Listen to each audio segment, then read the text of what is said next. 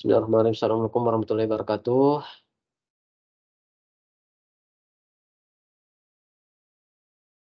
Baik, kita lanjut lagi kuliahnya. Jadi di pertemuan sebelumnya kan kita sudah bahas tentang hukum Biot-Savart yang mengatakan bahwa di sekitar kawat berarus itu ada medan magnet. Hukum Biot-Savart itu dia berisi tentang cara menghitung berapa kuat medan magnet di sekitar kawat berarus.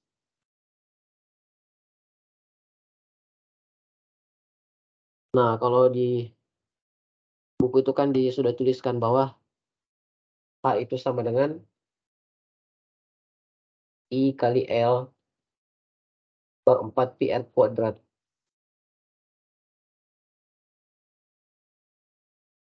I kali L per 4 pi kuadrat. Nah, ini rumus dasarnya. Nah, jadi katanya di sekitar konduktor berarus itu ada medan magnet. Ini adalah rumus umum berlaku untuk semua jenis atau semua bentuk geometri konduktor, mau dia kawat, mau dia kubus, mau dia bola, mau dia tabung, mau dia pelat dan segala macam. Nah, di pertemuan pekan lalu kita sudah bahas satu contoh bagaimana menghitung kuat medan magnet di sekitar kawat berarus. Dan di pertemuan hari ini itu kita akan bahas tentang hukum sirkuit Ampere.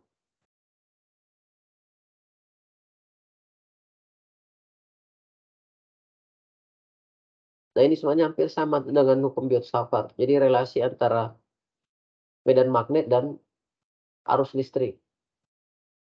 Dan ini masih dalam topik pembahasan medan magnet statis. Jadi kawat berarusnya itu masih kawat berarus DC, belum yang AC. Nah, bentuk dari hukum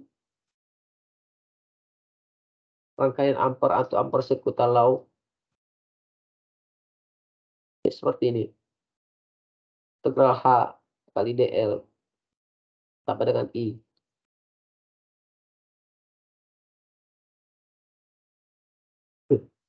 Jadi H itu adalah kuat medan magnet. Nah, ini panjang infinitesimal lintasannya. Dan I ini adalah arus. Gimana kita gambarkan hukum ini? Dalam contoh kasus misalkan kawat berarus. Nah, ini kan biasanya sudah dipelajari di SMA. Jadi ya, ada kawat berarus. Maka di sekitarnya ada medan magnet. Dengan menggunakan kiri tangan kanan kita bisa ketahui arah arusnya. Arah medan magnetnya, maaf. Jadi seperti ini.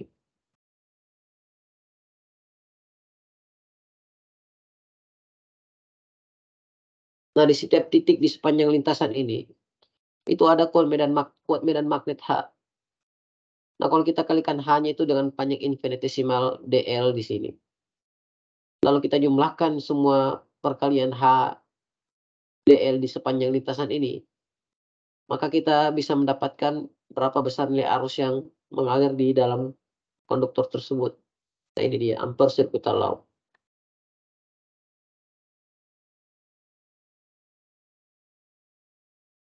Sebenarnya ini juga derivasi dari hukum Biot-Savart.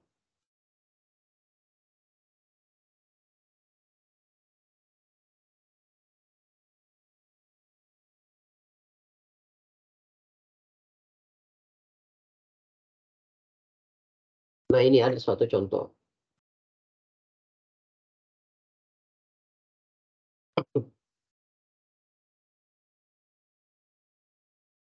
Baik, jadi sama seperti hukum Biot-Savart, Ampere circuital law ini dia berlaku untuk semua jenis konduktor. Mau dia kawat, mau dia tabung, pelat, atau semua jenis geometri konduktor. Itu bisa kita cari relasi antara kuat medan magnet dan arus menggunakan rumus ini. Di buku itu ada contoh di sini. Bagaimana apabila konduktornya itu adalah kawat berarus. Ya, bentuknya kawat. Nah, kalau begitu integral closed loop ini kita bisa kerjakan dengan bentuk seperti ini. Jadi DL ini kan adalah panjang dalam koordinat kartesian.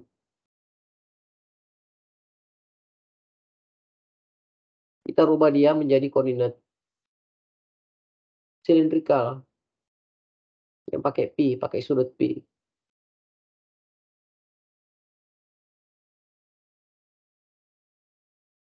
Nah, itu saya tuliskan ulang ya. Jadi integral closed loop H dl sama dengan integral 2pi, kemudian H dikalikan dengan rho, dikalikan dengan dpi. Nah, di sini kita bisa lihat kalau dl itu sama dengan rho dikalikan dengan dpi. Ini sudah biasa kita lihat sebenarnya di bangku SMA dulu.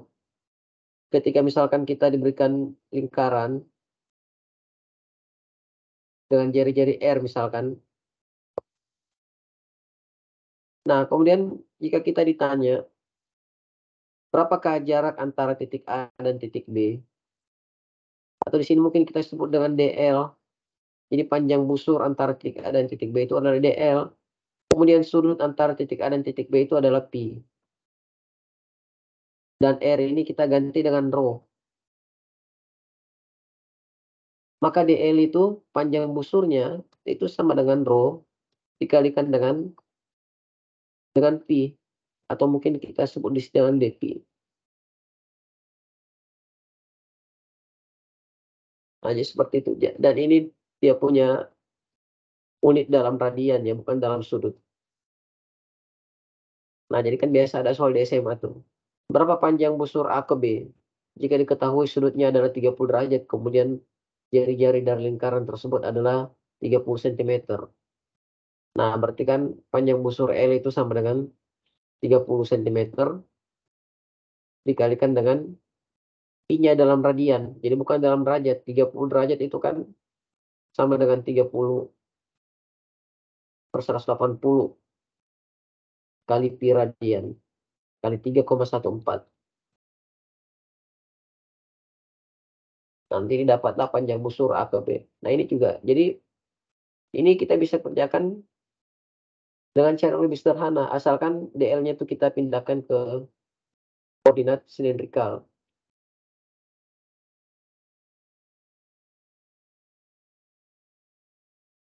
Nah, kalau sudah kita pindahkan ke koordinat silindrikal, maka cara kerjanya itu akan menjadi lebih mudah. Kita lihat di sini. Jadi rho-nya itu kan dia konstan ya, nggak berubah. H-nya juga itu dianggap sama. Jadi kalau misalkan kawat berarus, nah terus kita ambil lintasan melingkar di sini, di mana jari-jari itu sama semua, maka H-nya itu akan sama juga nilainya. Jadi kuat medan magnet itu dipengaruhi oleh jaraknya dari kawat tersebut. Nah, kalau jarak sama semua, maka H-nya itu akan sama. Makanya di sini dikeluarkan H-nya. Nah, jadi tinggal integral 1 kali dpi. Nah, 1 kita integralkan, terapi itu kan jadi pi juga. Tinggal kita substitusi. 2pi dikurang 0 dikalikan dengan H kali rho. Dapatnya 2 pi rho dikali H sama dengan I. Atau H sama dengan I per 2 pi kali rho. Nah, ini ada salah satu cara untuk mengetahui relasi antara arus dan kuat medan magnet pada kawat berarus. Nah, kalau misalkan nanti objeknya dia bola misalkan atau silinder atau pelat, nah itu lain lagi cara kerjanya, lain lagi rumusnya, bukan seperti ini. Tapi dia bisa kita cari dengan cara seperti ini.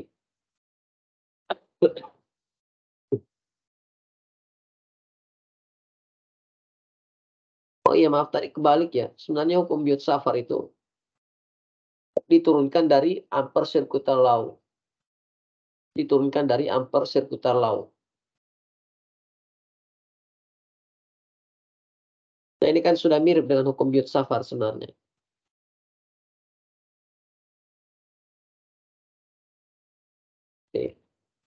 A sama dengan I kali L per 4 PR kuadrat. Mirip bentuknya.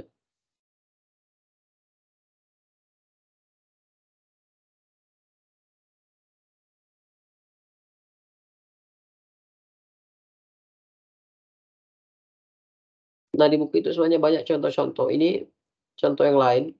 Jadi kabel koaksial. Kabel koaksial itu kan biasanya kabel yang di dalamnya itu ada inti, kemudian di luarnya itu ada selongsong logam lagi. Ada selongsong logam lagi.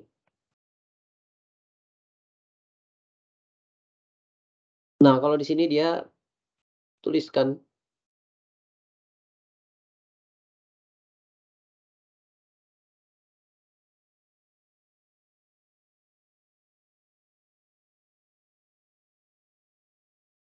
bahwa H itu sama dengan I dikali rho per 2 pi A pangkat 2. Dengan syarat rho-nya itu kecil dari A. Nah, sekarang kita lihat. Nah, kalau misalkan kita tertarik untuk mencari berapa kuat medan magnet atau berapa besar H di dalam konduktor ini, maka itu dia pakai rumus yang ini.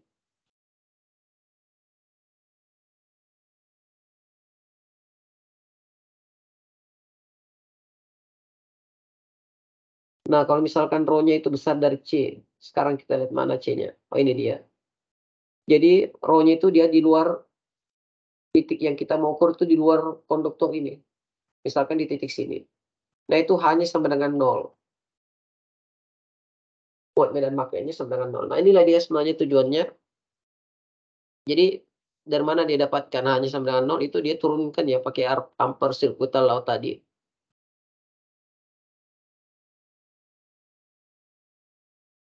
Nah, itulah sebabnya pada kabel koaksial itu kan biasa dipakai di anten ya. Anten kan kalau kita buka kupas kabelnya itu ada selongsong selongsong ini lagi di kulit luarnya, selongsong logam. Nah, jadi medan magnetnya itu nggak keluar. Kalau kabel-kabel tegangan tinggi juga itu ada yang seperti ini, yang ditanam dalam tanah. Jadi kalau kita kupas kulitnya, di tengahnya itu ada konduktor 3, kemudian di luarnya ada isolator bahan PVC biasanya atau PDM, macam-macam sebenarnya ininya ya, material isolasinya. Kemudian di luar material isolasi tersebut dibungkus lagi pakai selongsong besi. Nah, biar apa? Biar medan magnet dari kawat berarus tersebut dia tidak tembus keluar. Jadi seperti shield dia, shielding. Nah, jadi seperti itu. Kemudian bagaimana misalkan jika kita ingin mengukur kuat medan magnet antara eh,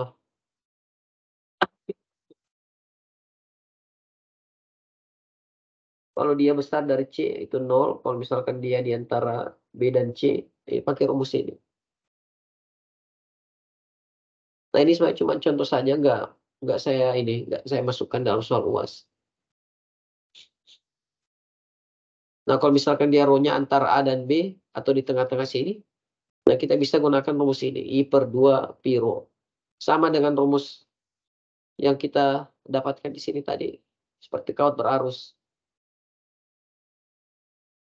Nah, jadi kalau misalkan kita tertarik untuk mencari berapakah kuat medan magnet di titik ini atau di titik ini, itu kan berada di antara A dan B ya.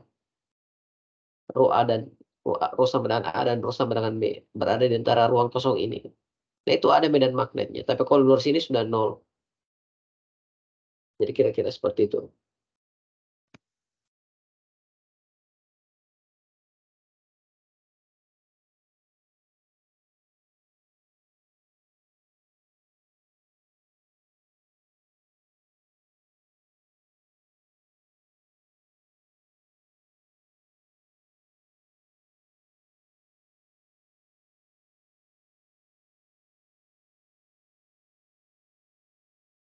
Nah, ini dia.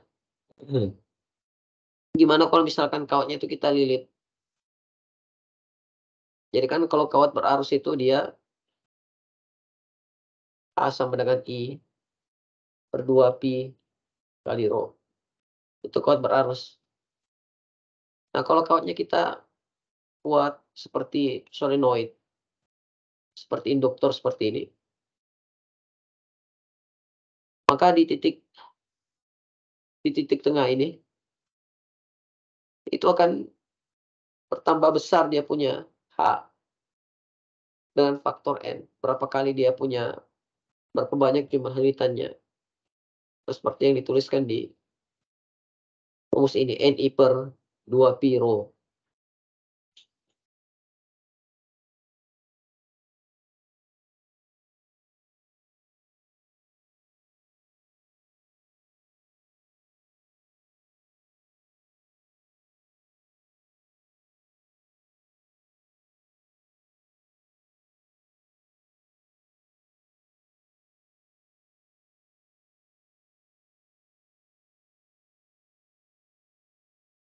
Oke, kemudian kita lanjut. Nah, ini ada metode Kerr. Jadi sekarang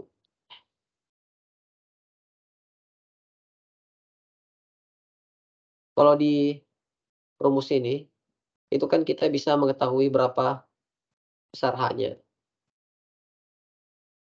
berdasarkan nilai arusnya, 2pi rho untuk kuat berarus. Nah, sekarang kalau kita balik, jika kita mengetahui berapa nilai H-nya, maka berapa nilai I-nya? Jadi hanya diketahui nilai K-nya. Ditanyakan berapa nilai I-nya.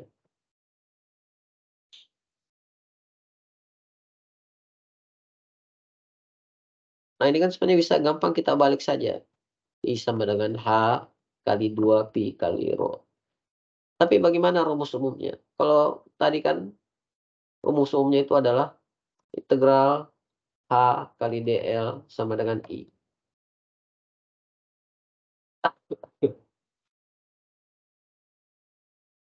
Nah, kalau misalkan ini kita balik, gimana caranya? Nah, kalau di buku itu kita diberitahu bahwa ada satu metode namanya metode Kerr. Metode Kerr itu kita sudah pelajari di awal pertemuan kemarin. Kalau suatu medan vektor itu kita Kerr, bagaimana, apa yang kita bisa dapatkan, apa yang kita bisa hasilkan. Nah, kalau medan vektor kita Kerr, gimana cara mengerjakannya? Itu kan sudah kemarin kita bahas. Jadi H itu adalah kuat medan magnet dan namanya kuat berarus dalam ruang 3 dimensi. Maka di setiap titik dalam ruang 3 dimensi itu ada nilai-nilai vektor kuat medan magnet. Nah, kalau misalkan kuat medan magnet itu tersebar dalam ruang 3 dimensi dan dia adalah vektor, maka kita bisa menuliskan, kita bisa menggambarkan medan vektor tersebut dalam suatu fungsi, vector function. Vector function. Nah, kalau vector function berarti kan kita bisa melakukan operasi divergensi atau Kerr, bisa dikurkan. Baik, kalau di buku itu dikatakan bahwa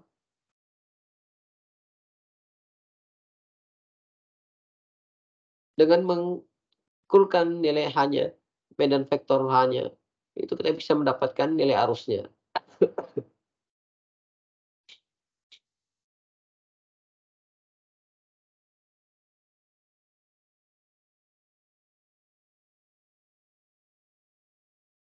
Nah, ini ada salah satu contoh di sini. Jadi dikatakan bahwa ada medan vektor H.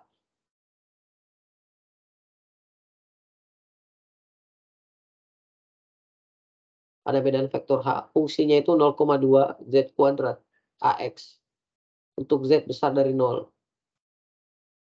Nah, ini ada koordinat kartesian X, Y, Z. Jadi untuk Z besar dari 0 maka berlaku kesamaan ini, 0,2 Z kuadrat AX.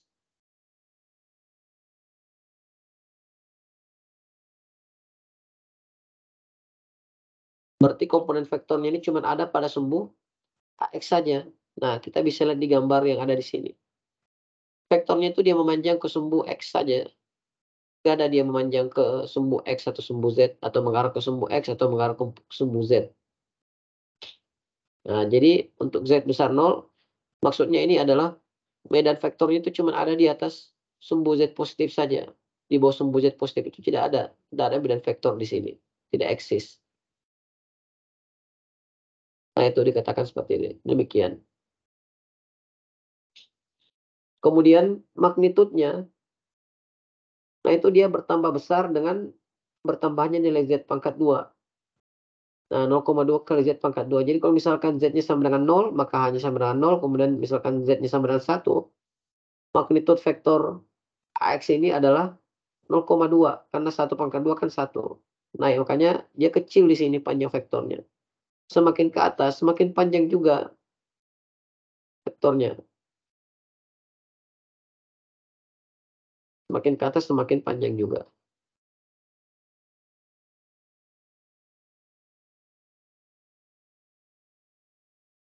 Nah, jadi seperti itu.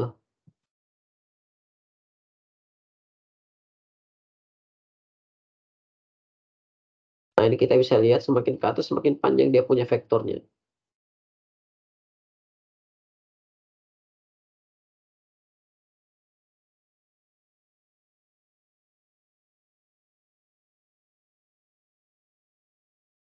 Oke, di sini kita ditanya, berapakah integral H dl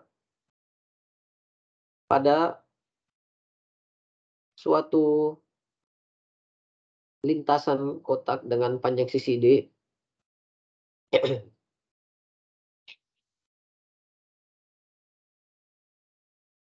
yang berpusat pada titik 00 dan Z1,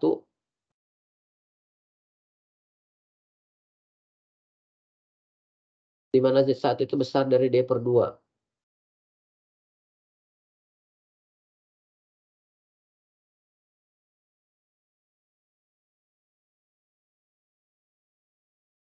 Oke, sekarang kita coba kerjakan menggunakan metode integral. Integral HDL berarti kan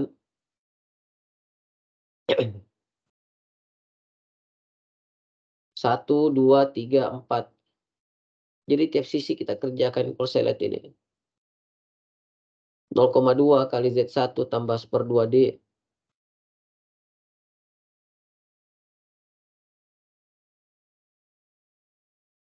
Z1 tambah 1/2D.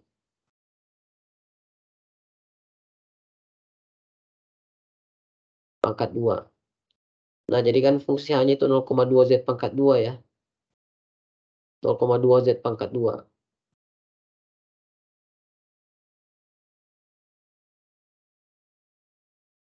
Nah, ini fungsi hanya, kemudian dikalikan dengan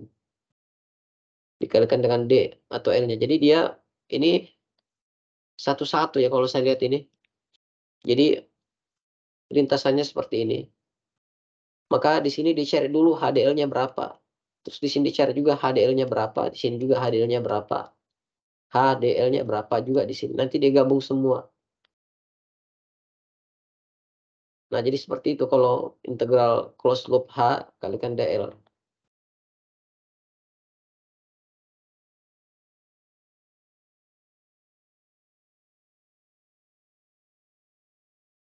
Makanya di sini kita lihat dia tulis seperti ini, 0,2 dikalikan dengan Z1 ditambah 1/2D. Z1 ditambah 1/2D.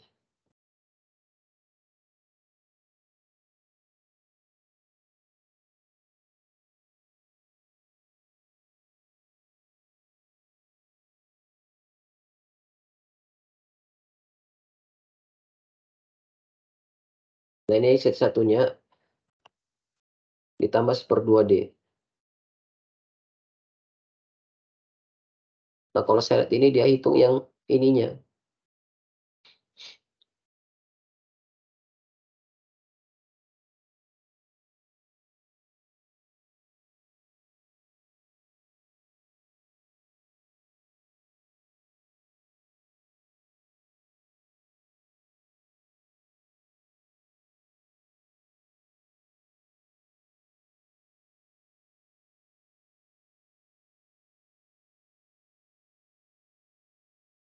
dikalikan dengan DL-nya.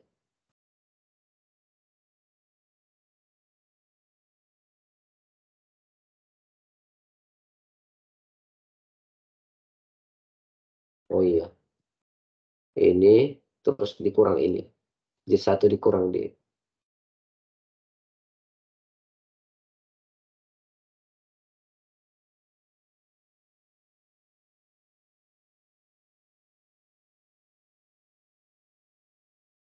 Maka didapatkan di sini 0,4 Z1 kali D pangkat 2.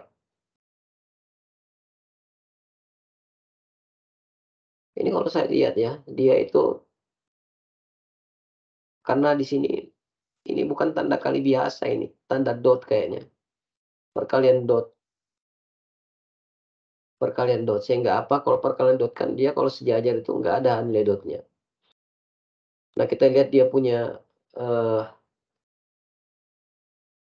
H itu kan dia ke sini. Nah kalau kita kalikan dengan DL yang ada di sini, itu kan dia sejajar vektornya. Vektor DL-nya sama vektor H-nya sejajar sehingga di sini nggak ada. Nah makanya yang dihitung itu di bagian sini saja.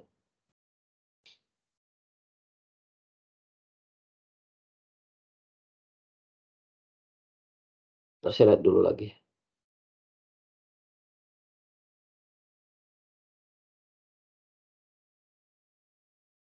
Hmm, iya nih, ini kan koordinat ya. Iya, iya, benar-benar. Iya. Jadi ini koordinat, koordinat 0,2, 0,2 Z pangkat 2. Ini koordinat titik Z-nya karena kalau saya lihat di sini, dia mau cari tahu dulu di titik ini tuh hanya berapa. Di titik ini hanya berapa. Lalu dikalikan dengan DL-nya.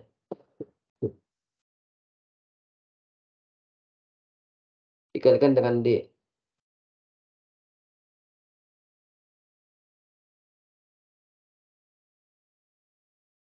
Oh, kebalik saya, maaf ya. Kalau dot itu kan A dot B sama dengan AB, AB cos theta ya.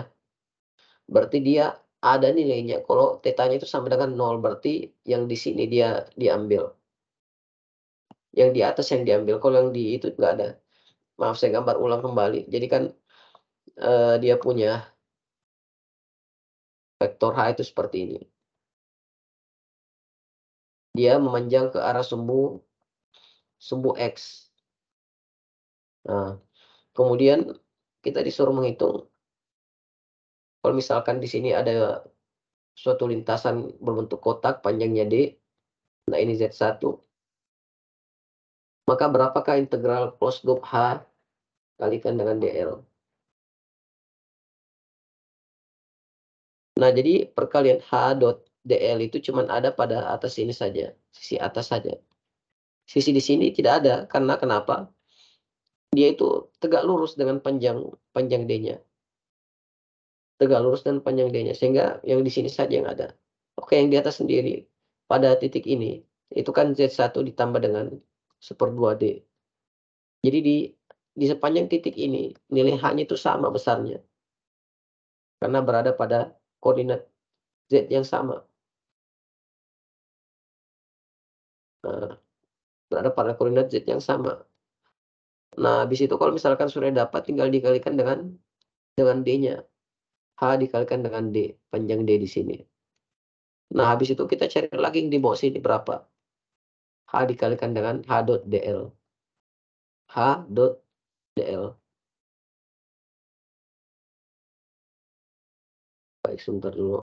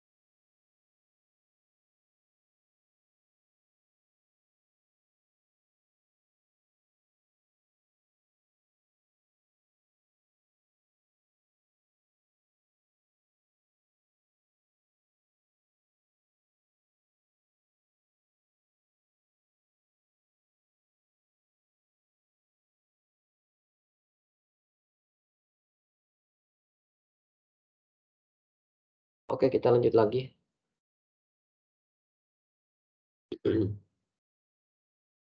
Nah, ini dia tadi, 0,2 kali Z1 tambah 1/2 D pangkat 2 kali D, tambah 0 kurang 0,2 Z1 kurang 1/2 D pangkat 2. Nah, kenapa kurang di sini? Karena dia kan ini ya, lintasannya tertutup closed loop,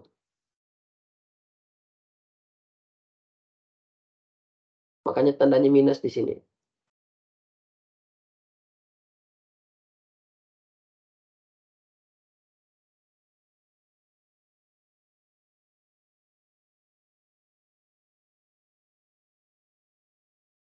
Nah, ini 0, ini 0, ini adalah 0 ini adalah sisi yang sebelah ini.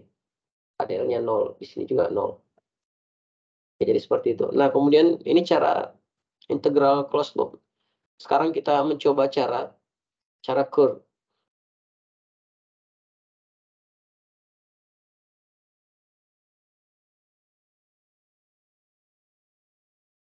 Nah,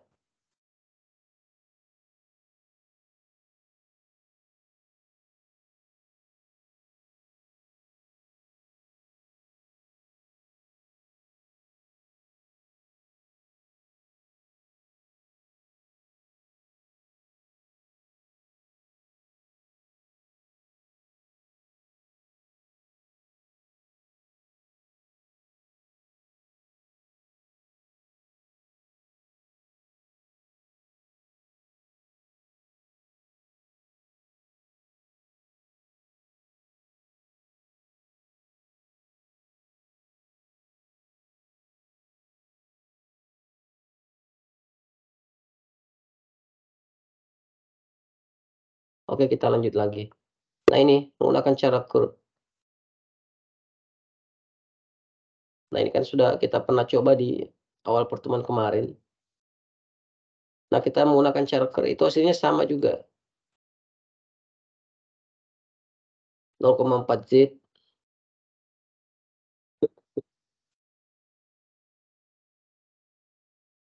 kali AY.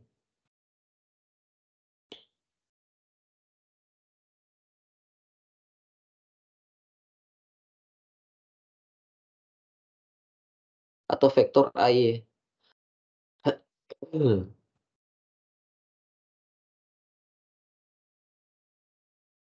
sebentar loh, kita lihat di sini 0,4 Z1 kali D pangkat 2. Kemudian di sini ada vektor AY.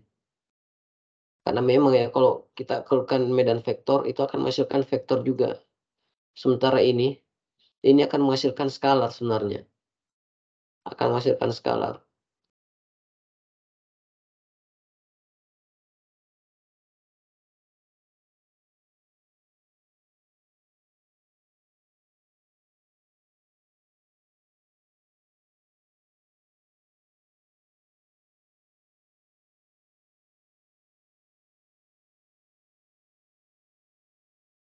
Hmm, iya, iya, iya, iya. Berarti ini kalau kita lihat di sini, integral HDL sama dengan I. Nah, ini juga bisa kita pakai seperti ini. H, terus kita kalikan dengan D sama dengan I.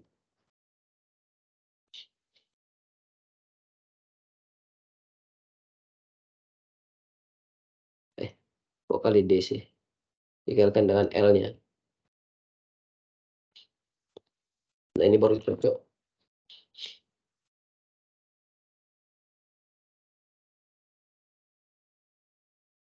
Oke, lanjut ke persamaan 28. Nah, ternyata Do cross H itu sama dengan J atau kerapatan arus. Nah, kita lihat apa satuan kerapatan arus.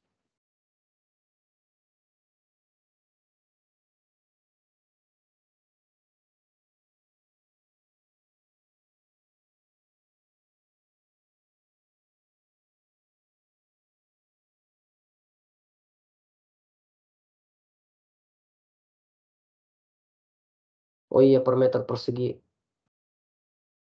Ampere per unit area. Ampere per unit area. Berarti ini bukan L ya, maaf, ini A sebenarnya, kalikan dengan A. Sehingga ini sebenarnya kita bisa tuliskan seperti ini, I/A. Makanya di buku itu di sini menggunakan kurva didapatkan 0,4 Z. Nah, di sini ada D pangkat 2. D pangkat 2 itu kan sebenarnya adalah luasan dari lintasan persegi ini. Luasannya itu adalah D pangkat 2. Nah, jadi kira-kira seperti ini dia. Integral integral H dl sama dengan del cross H, kemudian dikalikan dengan A. Nah, ini baru cocok.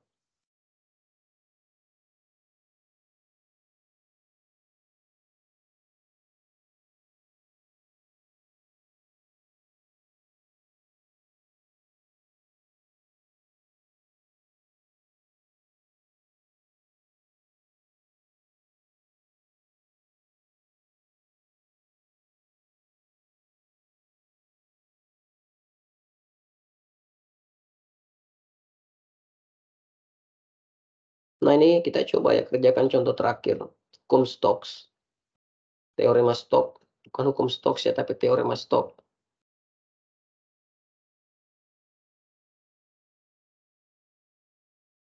Nah, ini sebenarnya adalah pengembangan dari Ampere circular law. Pengembangan dari Ampere circular law.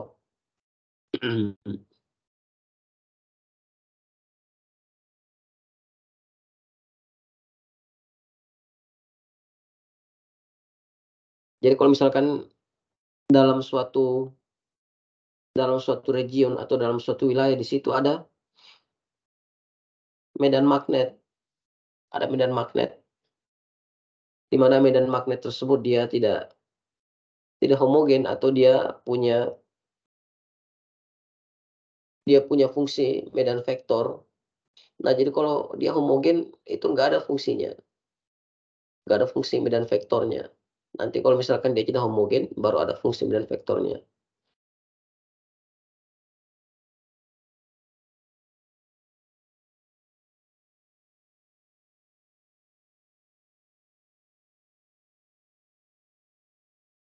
Dan pada kenyataannya itu jarang sekali kita mendapati ada suatu region yang dia punya kuat medan magnet itu sama semua di semua titik itu sama semua. Itu jarang sekali kita dapatkan yang seperti itu, kecuali mungkin dalam laboratoriumnya. Tapi kalau misalkan di sekitar kawat berarus, di sekitar konduktor, apalagi konduktor yang ada di ini mana ini, di saluran distribusi itu kan ada medan magnet juga dan dia itu berubah terhadap waktu. Maka distribusi kuat medan magnet di sekitar pengantar tersebut dia pasti akan memiliki suatu fungsi vektor function. Nah, di hukum Stokes ini dia permasalahannya adalah kalau misalkan dalam suatu region ada medan magnet yang ada suatu medan vektor kuat medan magnet, maka kita disuruh mencari tahu pada titik-titik tertentu berapa di situ kuat arus yang bisa diinduksikan. Berapa kuat arus yang bisa diinduksikan di dalam titik-titik tertentu.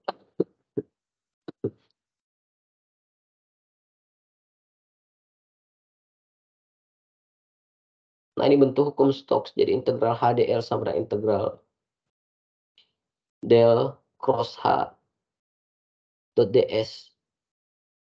Ini ada suatu contoh. Ada suatu contoh di sini. Dikatakan bahwa ada suatu permukaan di mana bentuk permukaannya itu seperti ini. Nah, di sini disebutkan bahwa surface yang kita akan investigasi di sini, dia itu punya jari-jari R sama dengan 4.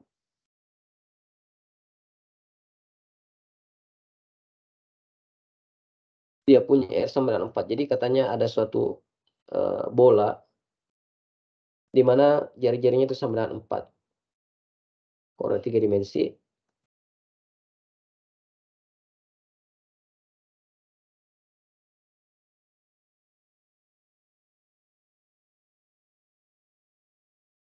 X, Y, Z.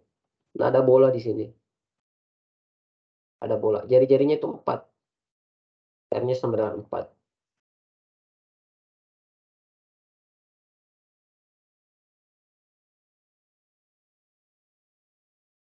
Nah, kemudian dikatakan lagi bahwa region yang akan kita investigasi itu dibatasi oleh theta sama dengan 0,1 pi, kecil dari 0,1 pi dan besar dari 0.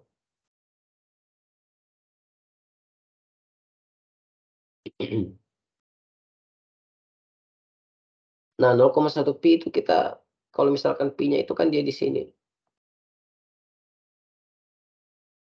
Nah, ini pi nih. Nah, ini pi 0 sama dengan pi 0 itu di titik ini, kemudian pi 0,1 itu di sini. Makanya di buku itu digambarkan 0,1 pi itu adalah panjang busur ini. Nah, kemudian batasan yang kedua, boundary yang kedua, pi lebih kecil daripada 0,3 pi dan lebih besar daripada 0. Nah, kalau pi itu dia sudut di bawah sini. Nah, nolnya di sini, kemudian kalau 0,3 pi, nah itu sebelah sini. Dan kita proyeksikan ke atas. Kita proyeksikan ke atas, maka muncullah region yang ada pada gambar ini.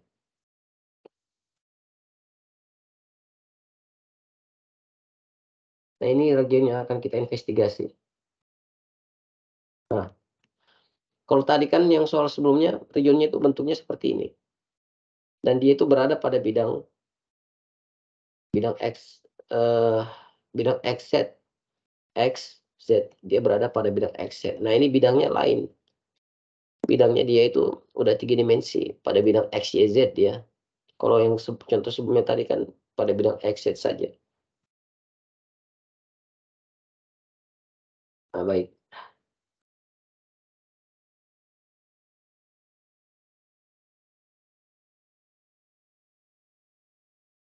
Oke, jadi untuk mengerjakannya biar bisa lebih gampang kita kerjakan, maka integral closed loop-nya itu yang tadinya dalam koordinat kartesian, kita kerjakan dalam koordinat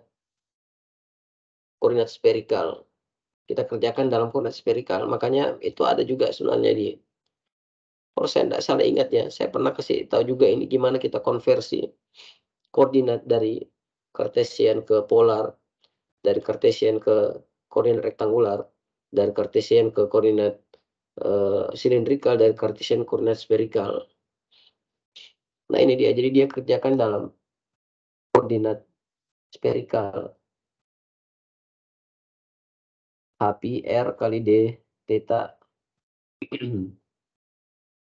Terus di sini kita lihat bahwa, nah ini fungsi, dia punya kuat medan magnet, fungsi vektornya itu seperti ini, 6R sin pi kali vektor AR. Nah, inilah yang dia substitusi masuk ke dalam sini. 6R, sebentar kita lihat. 6R sin pi kali AR.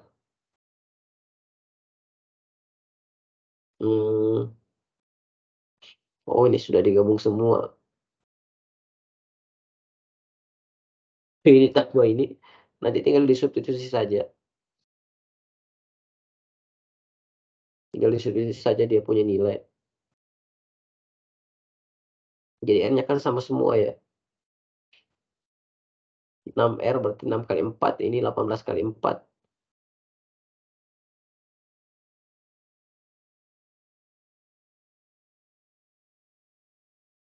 Nah, itu didapat ternyata 22,4 ampere.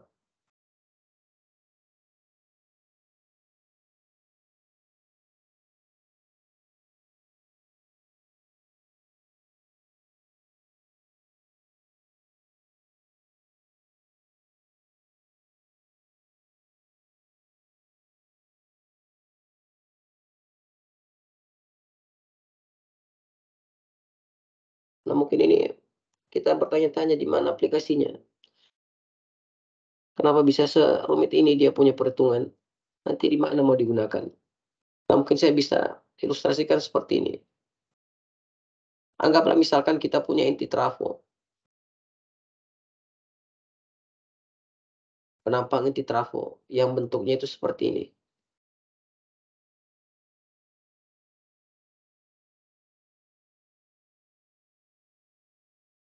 Nah, biasanya kalau dia punya material itu dia tidak homogen, maka distribusi fluxnya kan itu bisa jadi membentuk fungsi vektor juga, di sini besar, terus di sini pendek sedikit, di sini kecil. Nah, kalau begitu kan ini kita ambil region sedikit di sini berbentuk kotak misalkan, maka ini kan bisa muncul ada arus yang menembus permukaan ini, ada arus yang menembus permukaan ini. Nah, sebenarnya ini lebih cocok barangkali ke analisis arus eddy current, arus yang mengalir pada inti inti trafo, arus yang mengalir pada inti trafo. Nah, jadi di contoh yang kita lihat di sini, dia itu bentuk permukaannya seperti ini. Kalau bentuk permukaannya seperti ini, itu berapa arus yang menembus permukaan tersebut. Jadi sebenarnya kalau kita mau lihat, eh, apa ini, analoginya di kehidupan nyata ya, kita anggap aja bahwa ruang ini adalah ruang yang berada dalam suatu suatu besi. Jadi kalau misalkan dibilang ada arus yang menembus permukaan ini, maka itu udah jelas ya, yang namanya konduktor pasti ada arus yang mengalir dalam konduktor tersebut. Nah, kalau misalkan kita ini katakan ruang hampa itu agak susah untuk kita memahaminya. Bilang kok bisa ada arus yang mengalir di ruang hampa, arus apaan itu? Nah, tapi kalau kita tinjau ini, misalkan ruang dalam inti besi trafo misalkan, maka itu menjadi lebih masuk akal. Nah, jadi seperti itu. Nah, ini dikerjakan dengan metode integral closed loop. Nah, sekarang dia kerjakan dengan metode metode curve. Nah, tinggal dicari saja curve-nya, dia punya fungsi medan vektor dengan substitusi nilai-nilai R-nya berapa.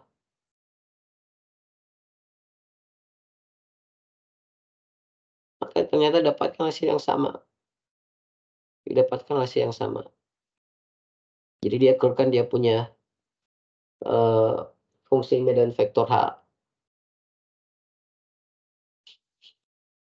Lalu dia kalikan dengan DS. Nah, DS-nya ini dia kerjakan juga dalam domain ini, koordinat sferikal. Dia konversi ke domain sferikal menggunakan relasi ini. Ini juga saya sudah pernah singgung di awal pertemuan kita, gimana cara mengkonversi DS ke domain sferikal. Tinggal disubstitusi saja nilainya R kuadrat kan 16 ya. Kemudian hasil curve-nya itu adalah seperti ini.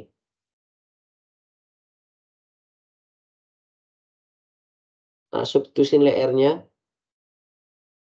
lalu disederhanakan, dapatlah bentuk seperti ini. Ternyata dapat hasil yang sama. Nah, sebenarnya termostok itu gimana cara kita mengerjakan, gimana cara kita